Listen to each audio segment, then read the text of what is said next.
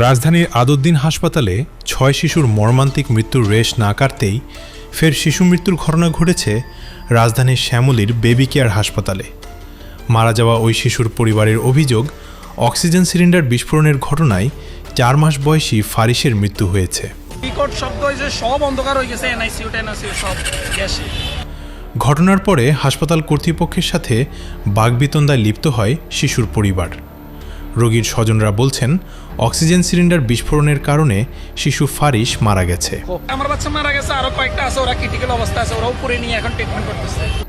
যদিও হাসপাতাল কর্তৃপক্ষের দাবি, ঘটনার সঙ্গে তাদের দায়িত্বে অবহেলা ছিল না। চিকিৎসা কার্যক্রম স্বাভাবিক রাখতে রোগীদের সরিয়ে নেওয়া হয়েছে অন্য ফ্লোরে। বাইরে থেকে হচ্ছে বিষয়টা, ভিতরে এরকম কোনো কিছু হয়নি।